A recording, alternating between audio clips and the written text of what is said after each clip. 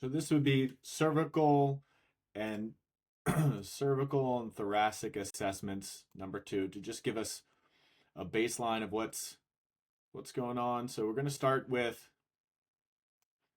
just learning how comfortable is that to basically move your ball in your socket, and then also just what other movement needs to happen in the rest of your body in order to accomplish that objective. So you can see the way I go up on either side is different. So you can see right now the ball in the socket is a little tight on me. So there's a lot of height here in my scapula. Whereas on this side, you can see there's just not as much movement in my scapula because there's more freedom in my ball. But for me at this moment, there's absolutely no pain in any of these regions. So there's just a discrepancy, and with 5 surgeries on this arm, it makes sense for me. The reason we would be looking at this for you is to discern what sort of musculoskeletal issue or pathology is going on. So this internal range assessment, and then as we go through it, we'll just look at my right arm a little bit more. You can see my neck side bends here. There is not as much movement or ease through my scapula. Looking at the relative to the elbow to the shoulder and what potentially is happening in my trunk as that's happening. So this is not, I'm not perfect on either side. You can just see here that there's no, I mean, there's a little bit of movement in the neck, but not really. So that means that the front deltoid here is able to get short. So it's not, we're not looking for perfect symmetry between the sides. We're looking for potential lines of inquiry to be able to check in on your body. So the second phase of this one, the arm goes behind the back, which we've already sort of qualified with that first move. Here, it's at once pressing pressure down with the hand behind the back, 2, pressure down for the hand that's on the ground. Relatively no movement of the hips, so I would look for that. And then what does it look like to close this side and to open this side of the neck? And then also, how does your head move in space? And then, just how far back you can go. But I think this gives us a view, and I like this view.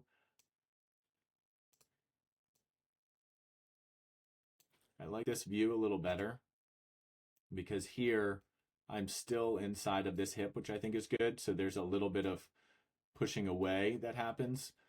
But again, we're not looking for a perfect assessment. We're looking for information on how your body is really moving. That's our most important. And so for this second position, I like this a little better. The idea here would be your chest closes in on your thigh, and that's going to lock you down a little bit through here. So that's going to give us an idea of different segments in the spine and their ability to rotate. So this is kind of a really important variation, just to parse out different positions by creating a constraint and then seeing how your body adapts, because really we just want to know how your body is adapting, what's happening, and then we can start to make some assumptions for why it's happening. I like this one here, this sort of sloth-like action where we're just sort of getting a sense when you're just in the chillest mode, how is your neck moving? How is it moving? How does it want to move? And here, this is a little bit more energy spend. Again, it doesn't need to be perfect here, okay? We're looking for heavy deviations, but this would close the front side of the neck, and then this would open up the back side. And I just want to see really what that looks like, and then potentially, bring in some ideas for what we can do next, really. I like this sideline position. Again, it's sloth-like. I like this elbow trying to go down. Obviously, we want to do it on both sides. Side lying, this is going to tell us about what's going on. This is primarily a upper thoracic, back side of the shoulder. Does that elbow touch down or does that elbow not touch down? And then I really like this position. One, can your hand get flat? Two, as we move into this in practice here, can you push that arm up? And then I'd love to know a little bit about what that feels like in that underarm. See how that scapula glides up there a little bit. So I think that's going to be an important tell. So one, can that get into that position? Over pressure. And then how does that scapula ride up? What does it look like? How does it move? I think those are some important ideas to be able to understand. And then this one, you're sort of threading it through. I think one, just understanding how this is, but this rotates the spine, the upper back.